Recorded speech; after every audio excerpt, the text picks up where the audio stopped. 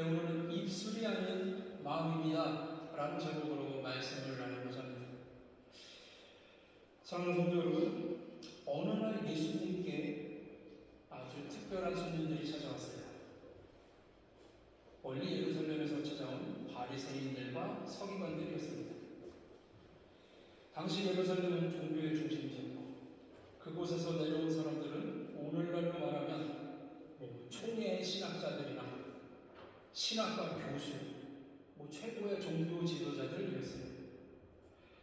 그들이 예수님을 찾아온 이유, 배우기 위해서가 아니었습니다. 예수님의 흐름을 잡기 위함이었습니다. 그들이 던졌던 첫 질문은 이것이었습니다. 당신들의 제자들은 왜 장로들의 전통을 범합니까? 손을 씻지 않고 음식을 먹습니다. 오늘 우리에게는 별것 아닌 것처럼 별것 아닌 질문처럼 들으십니다. 손을 안 씻고 밥을 먹었나 보다. 그냥 그 정도로 생각하기 쉬워요. 그런데 여기서 말하는 손을 씻는다라는 이 행위는요, 위생의 문제가 아닙니다. 당시 유대인들이요, 집 밖에 외출을 하거나 시장에 다녀오거나 사람들을 만나고 돌아오면 자신도 모르게 부정한 사람과 스쳐 지나갔을 수도 있다. 접촉을 했을 수도 있겠다라는 생각을 했어요. 그래서 반드시 일정한 의식에 따라서 손을 씻어야 했습니다. 이것은 하나님께서 명령하신 내용이 아니었습니다. 사람들이 오랜 세월 동안 지내면서 만들어 나갔던 종교적인 전통이었습니다. 제사장들과 레위인들이 만들어 놓은 정결법 중에 하나였습니다. 문제는 그들이 만들어 놓은 이 전통이 하나님의 말씀보다 더 높은 자리로 올라가 버렸다는 거예요. 이 정결법이요, 여러분들이 너무 잘 알고 계시는 선한 사마리아인 비유, 그 이야기에서도 등장합니다. 자, 그 이야기는 어떻습니까? 어떤 한 사람이요, 예루살렘을 떠나서 여리고로 내려가고 있었어요. 그런데 강도를 만나십니다. 돈과 옷과 다 뺏기고 무자비하게 맞아서 사람이 죽었는지 살았는지 길가에 그냥 피투성이가 돼서 쓰러졌습니다. 그런데 시간이 얼마나 흘렀을까요? 한 사람이 그 다친 사람의 곁을 지나가다가 발견합니다. 제사장이었어요. 하지만 제사장은 가까이 와서 쓰러진 사람을 바라보더니 잠시 멈칫합니다. 도와줄 수도 있었어요. 그런데 도와주지 않았죠. 길 반대편으로 돌아서 조용히 가버렸습니다. 그런데 얼마나 시간이 흘렀을까? 또 다른 사람이 그 길을 지나가다가 발견을 합니다. 이번엔 레위인이었어요. 성전에서 봉사하는 사람이었습니다. 선택을 받은 사람들이었어요. 제사장 집안에 가문 사람들이었어요. 그도 가까이 와서 상황을 한번 살펴봤습니다. 하지만 결과는 같았죠. 그 역시 길을 피해 지나가 버렸어요. 도와줄 수 있었겠지만 도와주지 않았습니다. 그런데 사마리아 사람이 지나가다가 그 사람을 발견하고는 발걸음을 멈춥니다. 그냥 지나치지 않았죠. 가까이 다가가고요, 피투성이가 된 사람을 바라보는 그의 눈에는 불쌍한 마음이 가득했어요. 그는 자신의 비누와 포도주를 꺼내서 상처를 닦고 소독하고 치료했습니다. 그리고 이끌고 가서 가까운 병원에 맡기고 치료해달라고 부탁을 하고, 만약에 치료비가 초과가 되면 내가 돌아오는 길에 다시 들러서 더 초과가 된 치료비를 갚겠습니다. 이 이야기잖아요. 예수님이 이 이야기를 마치신 후에 율법교사에게 물어봅니다. 이 세 사람 가운데 누가 강도 만난 사람의 이웃이냐? 그런데 그때 대답이 있어요. 율법교사가요, 차마 사마리아인입니다 라는 말조차 하지 않습니다. 그 쉬운다고 얘기하지 않아요. 왜 그렇죠? 사마리아 사람은 부정한 사람이었으니까. 아니, 부정한 사람이어야만 했으니까. 이 쉬운 걸 대답 못하는 거예요. 그래서 어떻게 대답합니까? 돌려서 자비를 베푼 사람입니다. 이렇게 대답을 하는 거예요. 그러니까 예수님 말씀하죠. 그럼 너도 가서 이와 같이 해봐. 이 비유의 말씀은요, 그냥 사마리아인을 너네가 그동안 북이스라엘 이후부터 핍박하고 피가 섞였다고 멸시하고 더 더러운 사람들이라고 차별하지 않았느냐? 하만이 아니고 착할 수 있다, 이 얘기가 아니에요. 이 비유의 말씀은요, 그동안의 전통을 뒤집는 예수님의 가르침이었습니다. 왜냐하면 처음에 지나간 사람 누구였죠? 제사장이었어요. 두 번째 지나간 사람 누구였습니까? 레위 사람이었습니다. 그러면 둘 다 율법에 정통한 사람들이에요. 그런데 이들에게는요, 그들의 전통에 입각한 정결법이라는 게 있었어요. 근데 거기서 그냥 다른 사람의 피를 멀리 해야만 했습니다. 그래서 도와주면 도와줄 수 있었는데도 불구하고, 맞다, 정결법. 나는 피를 멀리 해야지. 이렇게 자기 합리화를 하면서 피해간 거죠. 그래서 예수님이 이 비유를 하실 때 괜히 제사장과 레위인을 예로 들으신 게 아니에요. 그래서 오늘 본문도 마찬가지입니다. 소위 율법에 정통하라는 바리새인들, 서기관들, 그들은 사람들을 판단할 때 과연 저들이 하나님의 법대로 잘 사는가, 이것만 보지 않았습니다. 우리가 만들어 놓은 전통을 잘 따르는가, 이걸 보았어요. 그래서 예수님이 곧바로 반문하시는 거예요. 오늘 초반에 2절 이후부터 보면 이 개역개정에 보면 조금 어려울 수 있는데, 이것은 이런 이야기입니다. 예수님이 이렇게 말씀합니다. 너희는 왜 너희 전통 때문에 하나님의 계명을 버리느냐? 그리고 한 가지 예를 들어서 설명을 하세요. 자, 십계명에는 분명히 부모를 공경하라고 되어 있지, 부모를 멸시하거나 욕하면 죽이라고 되어 있지. 자, 너희는 분명히 부모를 공경하고 보필할 의무가 있다. 그런데 당시 종교 지도자들이 이 전통에 의해서 아주 교묘한 방법을 만들어낸 거예요.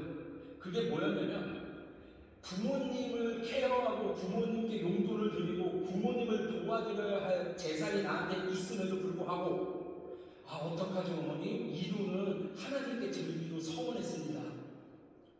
이렇게 서원만 하면 부모님을 안 챙겨도 됐어요. 합리적인 회피 기준이 생기는 거죠. 겉으로는 하나님께 헌신하는 사람이구나, 이렇게 보입니다. 이게 오늘 초반에 이 이야기입니다. 그런데 어떻습니까? 실제로는 부모를 외면하게 되는 핑계거리를 만드는 거죠. 사람의 전통이 하나님의 말씀을 무너뜨립니다. 이게 5절까지의 이야기입니다. 그래서 예수님이 이사야 선지자의 말씀을 인용하십니다. 우리 이사야서 29장 13절 말씀 함께 보겠습니다. 시작. 이르시되 이 백성이 입으로는 나를 가까이하며 입술로는 나를 공경하나 그들의 마음은 내게서 멀리 떠난다니 그들이 나를 경외함은 사람의 계명으로 가르침을 받았을 뿐이다. 입술은 하나님을 찬양하지만 마음은 하나님을 떠나 있는 사람. 겉모습은 하나님께 서원했습니다, 하나님께 드려야 돼요, 경건하지만 하나님 없이, 속마음에 하나님 없이 살아가는 사람. 예수님은 바로 그것을 책망하신 거예요. 그러면서 예수님은요, 사람들을 불러서 아주 중요한 진리를 말씀하십니다. 입으로 들어가는 것이 사람을 더럽게 하는 게 아니에요. 입에서 나오는 것이 사람을 더럽게 한다. 유대인들에게는 또 엄청난 충격이었습니다. 이 율법교사들, 제사장들, 서기관들에게. 그들은 평생 무엇을 먹어야 하는지, 어떻게 씻어야 되는지, 어떤 음식이 깨끗한지를 배우며 살아갔어요. 그런데 예수님은 문제는 음식이 아니다라고 말씀하시는 거죠. 문제는 뭐라는 거예요? 사람의 마음이라는 거예요. 이 말씀을 들은 제자들이 조심스럽게 나와서 물어봅니다. 12절 말씀인데요, 우리 함께 읽겠습니다. 시작. 이에 제자들이 나와 이르되 바리새인들의 이 말씀을 듣고 권립이 된 줄 아시나이까? 자, 권립이 되다라고 표현을 했는데, 이 단어가요, 원어로는, 헬라어 원어로는 스칸발리조라는 단어입니다. 영어 단어의 스캔들의 어원이 되는 단어예요.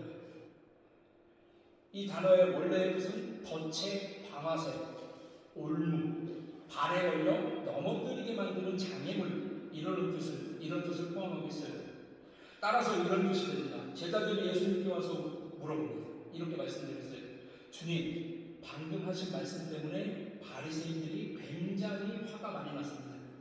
자존심이 크게 상했습니다. 예수님의 말씀을 받아들이지 못하고 강하게 반발하고 있습니다. 이 말입니다. 개역개정 성경은 이것을 권립이 되었다라고 번역을 했는데, 그 원래 그래서 이 뜻을 포함하는 동사적인 뜻으로 보면 심하게 불쾌해졌다, 분노했다, 모욕감을 느꼈다라는 의미를 담고 있습니다. 예수님의 말씀이 그들의 마음을 분명히 찔렀지만 그들은 회개하지 않고 오히려 말씀에 걸려 넘어지게 된 거죠. 하지만 예수님은 여기서 전혀 흔들리지 않죠. 하늘 아버지께서 심지 않으신 것은 뽑을 것이다 하고 경고를 하셨어요. 그리고 이어서 이런 말씀을 주시는데요. 오늘 보면 14절 말씀 우리 함께 봅니다. 시작. 인수라 인도하는 자보다 만일 백인이 백인을 인도하면 우리 다 구덩이에 빠지리라 하시니. 정말 진리의 말씀이죠. 이 말씀을 듣고 이거는 좀 잘못된 표현입니다 라고 할 사람 아무도 없을 겁니다. 그런데 우리는 어떻습니까? 이런 말씀을 보면 이 말씀을 우리는 참 쉽게 생각하고 지나쳐버려요. 바리새인들이 하는 말씀이잖아. 눈먼자들, 바리새인들, 맹인들, 예수님도 못 알아보고 이러고 넘어가는 거예요. 그런데 성경 말씀은 언제나 우리에게 먼저 물어보는 건데, 혹시 너가 맹인은 아니냐? 너가 바리새인은 아니냐? 하고 물으시는 거예요. 우리는 교회를 오래 다녔죠. 믿음의 연수가 길어요. 성경을 잘 알아요. 찬송도 잘 알고 부릅니다. 기도도 매일 합니다. 그런데 혹시 하나님보다 다른 전통을 더 붙잡고 있지는 않습니다. 혹시 하나님의 말씀보다 내 경험이 더 맞는 것 같은데 라고 생각하지 않습니다. 혹시 내 고집을 하나님의 뜻이 이거야 라고 생각하지는 않습니다. 혹시 내가 우리 가족들과 후배와 자녀들 잘못된 길로 인도하고 있으면서도 스스로 옳다고 믿고 있지는 않습니다. 예수님은요, 바리새인들만 향해서 하신 말씀이 아니에요. 왜? 성경의 모든 말씀은 우리에게 주시는 가르침이기 때문입니다. 그래서 오늘 말씀을 읽고 묵상하는 우리들에게도 질문하십니다. 혹시 너도 맹인은 아니냐? 신앙생활에 있어서요, 가장 위험한 사람은 모르는 사람이 아니에요. 모르면서도 안다고 생각하는 사람, 보지 못하면서도 본다고 착각하고 있는 사람, 잘못된 것을 보고도 회피하는 사람입니다. 그래서 우리는 늘 주님 앞에, 말씀 앞에서 주님, 우리의 눈을, 저의 눈을 열어주세요 하고 기도를 해야 되는 거죠. 그러자 이제 베드로가 다시 묻죠. 예수님께, 주님, 그 말씀을 알기 쉽게 좀 설명을 해주세요. 예수님이 아주 쉽게 명확하게 설명해 줍니다. 음식은 어떻습니까, 여러분? 우리 입으로 들어가서 속으로 들어갑니다. 그래서 소화가 다 되고, 흡수될 건 흡수된고, 배설물들은 배출되죠. 음식은 사람의 영혼을 더럽히지 못합니다. 그런데 예수님이 뭐라고 말씀하셔요? 입에서 나오는 말은 다르다라는 거예요. 이 말은 어디서 나옵니까? 입에서 나오는 거 맞죠? 근데 아무 생각 없이 아무 말이나 할 수 있는 분이 있어요. 제가 분명히 할렐루야라고 지금 말을 했으면 0. 몇 초 사이에 할렐루야라고 말하고 발음해야지라는 명령이 들어간 거예요. 생각과 마음에서. 그러고 나서 입술로 나오는 거죠.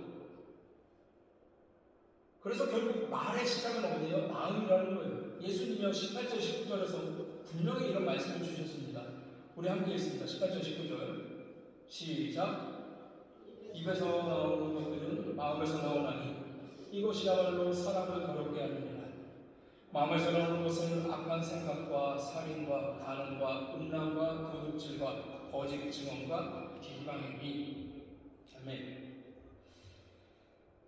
우리는 종종 이렇게 말을 할 때가 있습니다. 이런 변명을 할 때가 있습니다.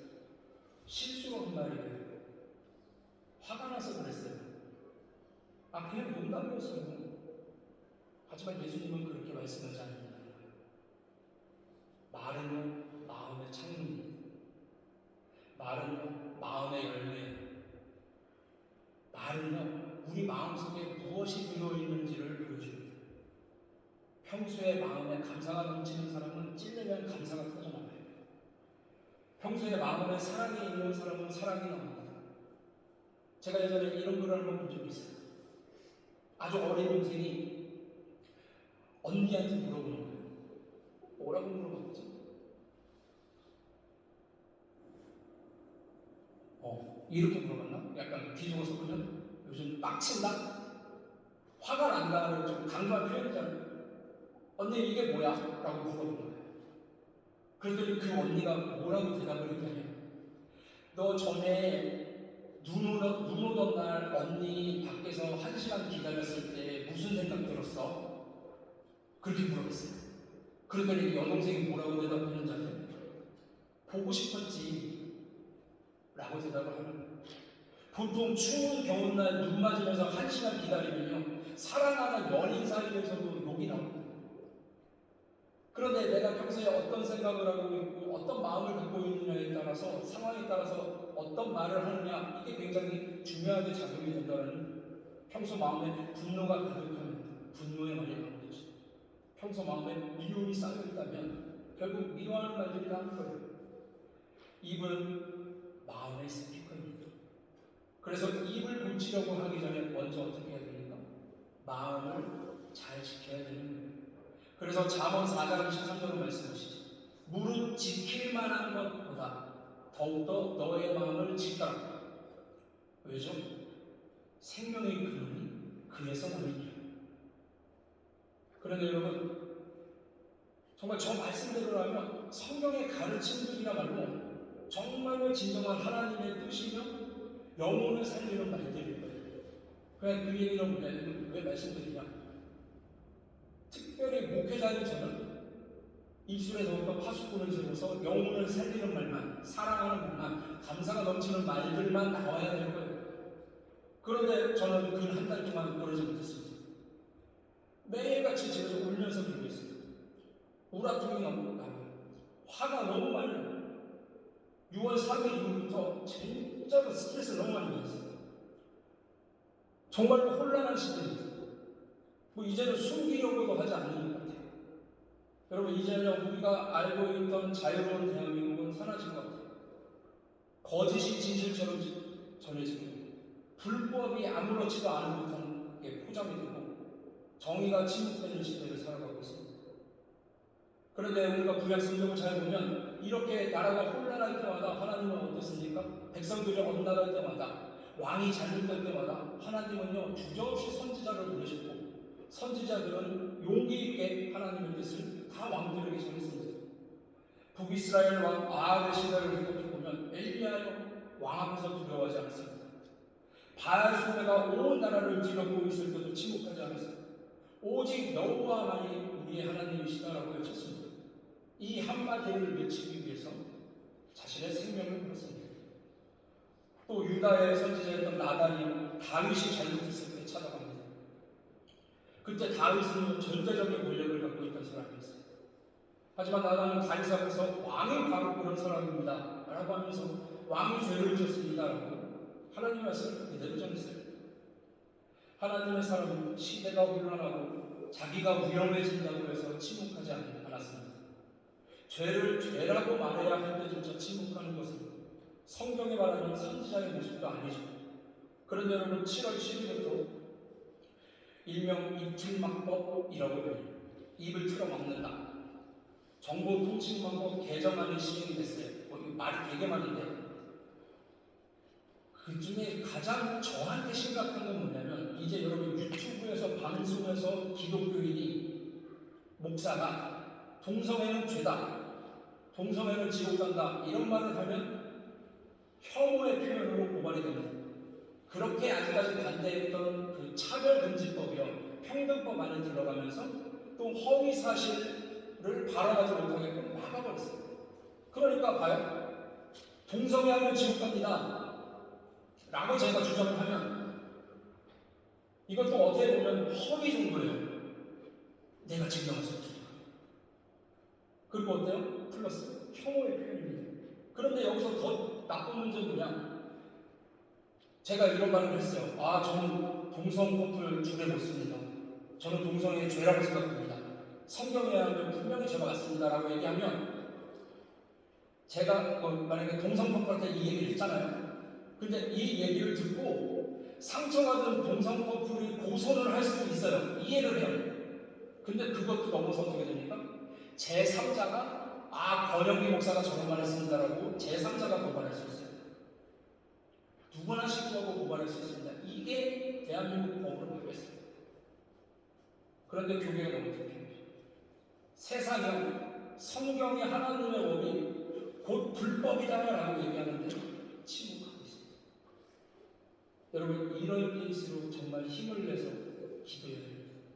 제가요, 한 달 동안 정말 나라를 위해서 좀 자유 갖고 사라지는 것 같아서 통탄을 위해서 기도하는데 또 목회자 입장에서 계속 낭망하면서 기도할 수 없잖아요. 그런데 나중에 오는 감동이 뭐냐면 이번 주 중에 왔는데 나니까 안심해. 세상의 모든 것을 하나님이 주관한다고 믿는다면 너의 자리에서 하나님의 뜻을 기다리고 분별하고 가르쳐. 기도하는데 그런 감동이 옵니다. 그리고 오늘 본문의 한 말씀이요, 저를 엄청나게 위로해 주셨습니다. 13절에 했어요. 하나님이 심은 게 아니라면 하나님이 결국에 뽑아버리신다는. 할렐루야. 여러분, 우리 모두가 각자의 자리에서 자신을 지키며 기도하시기를 소망합니다. 동시에 우리는 이 세상의 풍조나 분명히 눈에 보이는 다른 사람들의 잘못들, 그런 것들을 생각하면서 비판하기 전에 또 오늘 말씀을 또 얘기하시잖아요. 너의 입을 먼저 돌아보라는 거예요. 제가 한 달 동안 어떤 기도를 쓰고 막 대적 기도하면서 욕을 너무 많이 하고 싶고 막 그런 생각이 많이 드는 거예요. 제 입에서 그러면 어떤 말이 나오겠어요? 욕설도 나왔겠죠. 자, 여러분들의 입에서는 어떤 말들이 나오고 있습니까? 여러분들이 평소에 쓰는 말들, 표현들, 가정에서 나오는 말, 직장에서 나오는 말, 교회에서 나오는 말, 학교에서 나오는 말, 특히 남자들, 친한 친구들 사이에서 한 문장에 목이 두세 개씩 바뀌는 그런 표현들, 인터넷에 내가 쓰는 댓글들, 휴대폰으로 보내는 메시지들, 결국 그 모든 말들이 내 마음의 상태를 보여준다는 거예요. 사랑하는 여러분, 오늘 말씀이요, 우리에게 분명한 한 가지를 가르쳐 주셨습니다. 사람을 더럽게 만드는 것은 입으로 들어가는 음식이 아니에요. 손을 씻지 않는 그런 것이 아닙니다. 겉모습이 아니에요. 사람을 더럽게 만드는 것은 결국 하나님을 떠나 있는 마음이에요. 그리고 그 마음에서 흘러나오는 말들입니다. 그러므로 우리는요, 우리의 입을 단속하기 전에 먼저 마음을 지켜야 됩니다. 그리고 말씀하셔서 늘 자신을 점검해 봐야 됩니다. 주님, 혹시 제가 내 일은 아닌가? 혹시 제가 다른 사람을 잘못된 일들로 인도하고 있지 않습니까? 제 입술은 하나님을 찬양하고 기도한다면서도 제 마음은 하나님에게서 멀어져 있지 않습니까? 이 질문을 매일 할 수 있는 성도분들이 되어야 됩니다. 그러면 그때 우리의 말들이 달라질 거예요. 가정이 달라지고, 교회가 달라지고, 더 나아가서 우리 주변의 모든 것들이 달라질 것입니다. 그리고 하나님께서 기뻐하시는 참된 신앙의 모습이 회복이 될 것입니다. 오늘도 우리의 입술보다 먼저 우리의 마음을 지켜주시는 그 하나님의 은혜가 우리 모두에게 함께 하시기를 주님의 이름으로 축원합니다. 할렐루야.